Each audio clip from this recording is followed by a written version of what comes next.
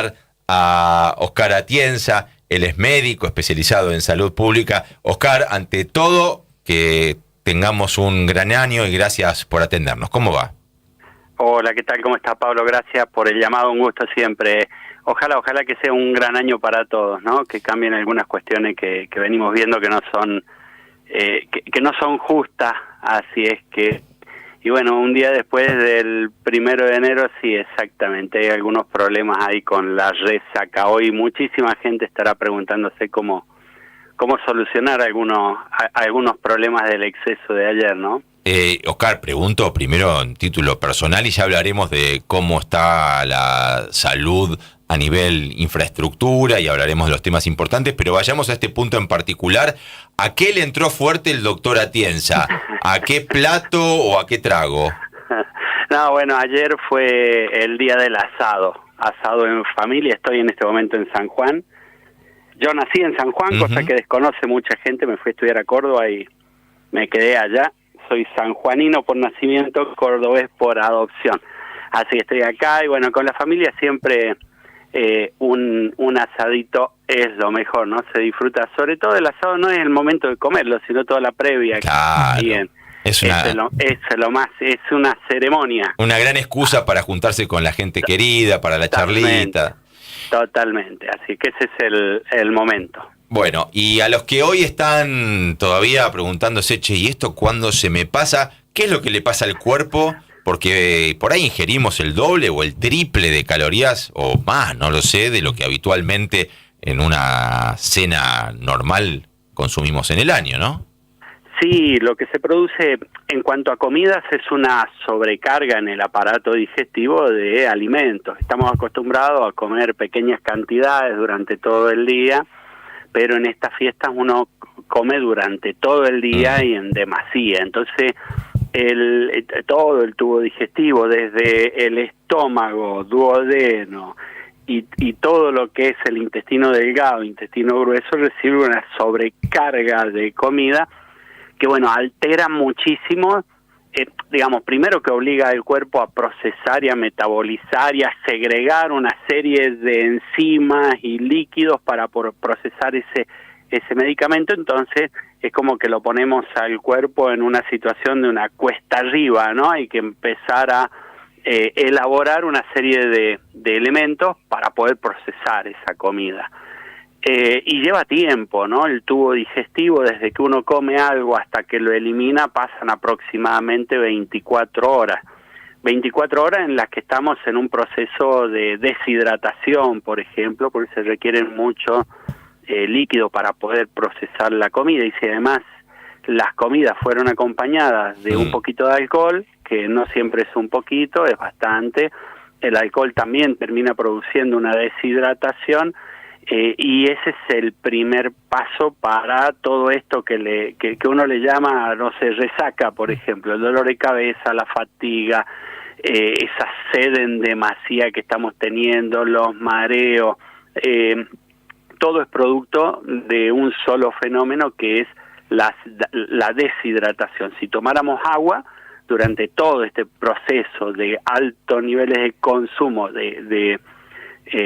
no solo de alcohol, sino también de comida, el cuerpo estaría mucho más en condiciones de poder procesar toda esta comida. Entonces ahí empieza el tránsito, lo que le podemos llamar un tránsito más lento, el abdomen inflamado, globuloso, esa sensación de estar lleno, casi de un estado nauseoso, ¿no? Y eso tiene que ver con esto que les decía, ¿no? La falta de agua, de líquido y de electrolitos para poder ayudar a esa digestión, a producir toda esa Doctor, digestión. y voy con algunos mitos populares para que podamos ver si tiene algún anclaje científico y que por ahí diga, bueno, puede ser, y otros que son, obviamente, un tanto descabellados. Hay quienes dicen, te levantás resaca, tenés que seguir tomando lo mismo que venías tomando.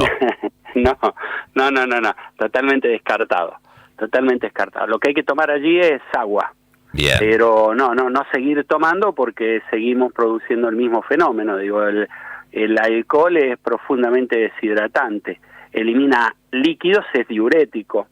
elimina líquidos y junto con esos líquidos un montón de electrolitos que necesitamos para que el cuerpo siga funcionando. Así que no. Ahora, lo ideal es que uno se cuide y si bien puede festejar un poco, tampoco hacer desastres. Ahora, el desastre ya fue ocasionado y ya pasó un día y todavía uno sigue un tanto escorado. ¿Qué consejos desde la ciencia podemos dar? Ya entendimos tomar agua, pero si hay que tratar de normalizar un poco, ¿con qué lo hacemos?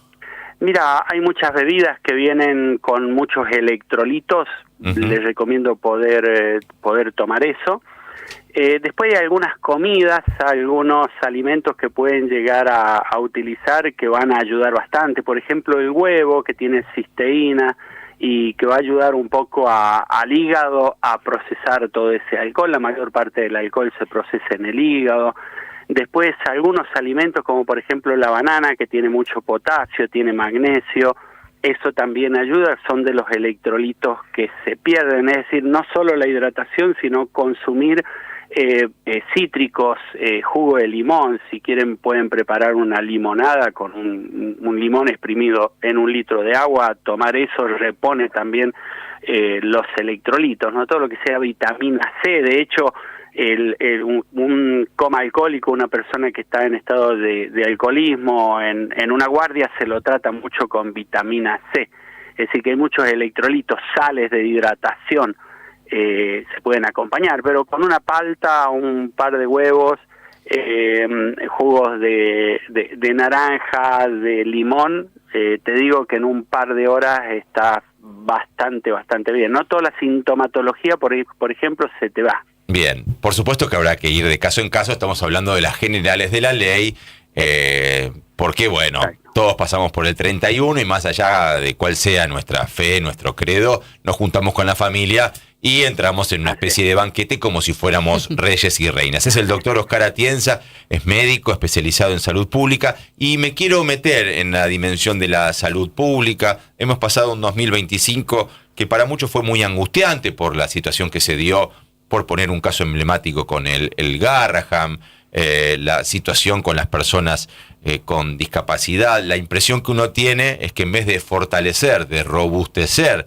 el sistema de salud pública, se lo desfinancia, generándole ya nuevas dificultades, algo que siempre sabemos fue cuesta arriba. Y como además de resacas hablamos de expectativas, ¿qué acciones debería, a su entender, doctor, llevar adelante la administración tanto nacional como las provinciales para que, bueno, las expectativas de salud de la población sean satisfechas? Mira, yo creo que en un gobierno, siempre que doy clase en la facultad les explico a los alumnos, en un gobierno el eje central de todo gobierno tiene que ser la salud, porque cuando vos tenés masivamente alterada el estado de salud de un pueblo, no vas a tener acceso a una producción eficiente, digamos, hablando en este momento de lo que es el capitalismo. Pero vos tenés ahí varios ejes en los que hay que trabajar, porque en este momento tenés los 3 grupos más vulnerables en la Argentina, mayormente afectados: niños, adultos y discapacitados. Son los 3 espacios de la sociedad, los 3 grupos que han sido más afectados. Los niños sin vacuna, tenemos absolutamente todas las enfermedades evitables por vacuna en brote. Tenés un problema. ¿Podemos nombrar alguna de esas enfermedades evitables por falta de vacuna? Sarampión, por ejemplo. Sarampión, estamos en un brote histórico, hacía 25 años que no teníamos sarampión. ¿Y eso es por el discurso que ha avanzado anticientífico, antivacuna? Sí. Y en ese sentido, ¿qué papel tiene el gobierno nacional? Y el papel del gobierno nacional es 100% culpa de él. Que habilitarte una charla antivacunas en la Cámara de Diputados de la Nación, la verdad que es inédito. No pasa en ninguna parte del mundo.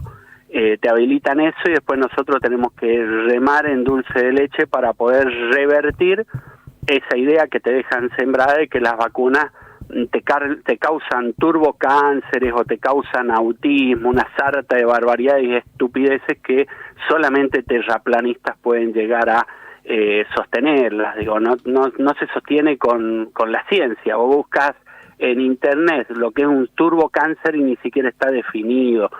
pero te meten esto, te instalan este tipo de cuestiones en la sociedad, pues cuesta muchísimo poder revertirla. Así que creo que el papel del Estado hay una responsabilidad del 100%, porque tampoco salieron un poco a frenar esto, a desmentirlo, para nada. Digo, lo que tendrían que haber hecho es salir un grupo de diputados, tratar de decir esto no es cierto, no hay evidencia. Sí, hay que fortalecer y no debilitar las campañas de vacunación, eso es clarísimo. Pensá que tenemos 7 niños muertos por tos convulsa en la Argentina que tendrían que estar vivos ahora, eso no pasaba hacía muchísimo tiempo. Hay 4 generaciones de médicos que nunca vieron un sarampión, que estamos con dificultad para hacer diagnóstico de sarampión porque nunca lo vimos. Entonces, por ahí, digo, las vacunas fueron víctimas de su propio éxito. Hay muchísimas enfermedades que desaparecieron, la gente no las ve, entonces adhiere a esta idea de que no es necesaria la vacunación obligatoria. Sin embargo, te bajan la vacunación obligatoria y te resurgen todas estas enfermedades. Estados Unidos está viviendo, por ejemplo, que tiene más o menos una onda parecida al gobierno argentino en cuanto a vacunas, uno de sus brotes de sarampión más grande en los últimos 50 años. Entonces no es broma, y esto está pasando en el último año, no es broma. Son enfermedades evitables que han sido erradicadas y que producto de una mirada anticientífica, antisaber, ¿no? Una especie de defensa de la ignorancia por sobre la larguísima tradición de salvar vidas humanas que lleva adelante la medicina en general y los sanitaristas públicos en particular. Un sinsentido por donde se lo mire. Claro, porque a partir de allí se te instalan nuevamente estas enfermedades, las paperas, hacía 40 años que teníamos paperas en la Argentina, es decir, hay muchas enfermedades que estaban prácticamente erradicadas, totalmente erradicadas, y vuelven, te reaparecen, tenés brotes de varicela, Hantavirus, leptospirosis, fiebre hemorrágica argentina, que son enfermedades producidas por las ratas, principalmente las tenés en brote en este momento, enfermedades que ni siquiera las teníamos, digo, ahora sí ya las tenemos nuevamente. Y eso es producto de la debilitación, perdón que interrumpa, de que se ha debilitado o ha bajado la tasa de vacunación. O sea que ahí hay un punto clave, ¿no? Si usted se pudiera sentar con el presidente, con el ministro Lugones, imagino que le diría, muchachos, hay que reforzar las campañas para alentar la vacunación. Mira, hay 3 ejes en los que hay que trabajar: prevención, promoción y protección de la salud.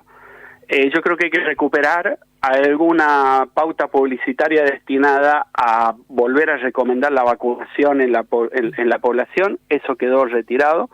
Hay momentos del año en el que vos tenés brotes de determinadas enfermedades y en esos momentos hay que salir a los medios y explicarle a la gente cómo hacer para evitarlas. Por ejemplo, intoxicaciones por monóxido de carbono aumentaron este año, el año pasado, en el 2025, un 500%. Ya no vimos esas campañas que se hacían históricamente acerca de lo que era el cuidado de los ambientes en el momento que teníamos que calefaccionarlo. El tema del gas, de la llamita, que siempre aparecían en un momento dado. Bueno, este año que pasó tuvimos un 500% de aumento. ¿Y eso es debido a que se ha retirado el Estado de la responsabilidad de advertir, de cuidar, de prevenir, como decía? Hay un cambio en el enfoque. Ahora es como que cada uno se tiene que hacer cargo de sus problemas, entonces lo entienden más como una responsabilidad individual a una responsabilidad colectiva. Ahora, ¿no le sale más caro, si lo miramos desde la lógica capitalista y de costo-beneficio, tener que lidiar con las consecuencias de la falta de prevención a ese Estado que, administrado por el actual gobierno, dice hay que recortar? ¿No termina siendo antieconómico? Totalmente, imagínate, tenemos 2.500 casos denunciados de leptospirosis, 2.500 casos denunciados de hantavirus, enfermedades que hay que tratarlas, sarampión, más de 5.000 casos en todo el país que hay que tratarlos, tos convulso, una cantidad similar. Te termina saliendo eso muchísimo más caro, te satura las guardias, y en el momento en el que tenés enfermedades estacionales, como las vamos a tener nosotros en mayo, junio, el virus de la gripe A, esta variante nueva que hay dando vuelta, que la vamos a tener acá en esa fecha, sobre esta carga que hay ya de estas enfermedades que no tendrían que estar, vos le sumás una enfermedad estacional y te detona Claro. todos los sistemas de salud. Entonces sí termina saliendo más caro, porque en lugar de necesitar 8.000 camas de terapia intensiva, que es lo que necesita la Argentina promedio por día, ocupada, vas a necesitar 12 o 13.000. Entonces vas a tener 4 o 5.000 argentinos que no van a poder ser atendidos como corresponde, y ahí en donde se te empiezan a disparar las tasas de letalidades de cada una de estas enfermedades, por no poder atenderlos. Así es que eso termina siendo siempre, absolutamente siempre, más caro. Ahora, no lo ven, ahí es donde a mí me preocupa. Yo con todo gusto me sentaría como cualquier sanitarista y le explicaría al presidente, mire, esto es mucho más barato. En un mundo capitalista, prevenir es mucho más barato que curar. Eso lo sabemos todos, porque además no solamente gente que muere, sino gente que queda con secuelas de por vida. Vos vas a tener una persona que, por ejemplo, por no acceder a los fármacos, porque esto es multicausal, ¿no? Por no acceder a fármaco antihipertensivo, te queda con una secuela de una ACV de por vida, que el tratamiento de esa persona es muchísimo más caro. Pero además, si tenés una leptospirosis, te hace un síndrome de Weil, que es una insuficiencia renal, hepática, y queda con una secuela de por vida, y vas a gastar mucho más plata en esa persona que lo que costaba una campaña de publicidad. Digo, eso hay que empezar a pienso. ver. Sí. Totalmente, doctor, totalmente de acuerdo. Digo, siempre estuvo difícil, ahora si la hacen imposible, imagino que ustedes que están, por decirlo de algún modo, en la primera línea de fuego de combate contra las enfermedades que habían sido ya superadas, imagino el nivel de frustración que eso debe generar. Va un abrazo, el deseo de un gran año y de poder seguir esta charla siempre tan grata con el doctor Oscar Atienza, médico especializado en salud pública. Oscar, abrazo enorme. Gracias a ustedes por el llamado, un gusto. Será hasta la próxima, hacemos una brevísima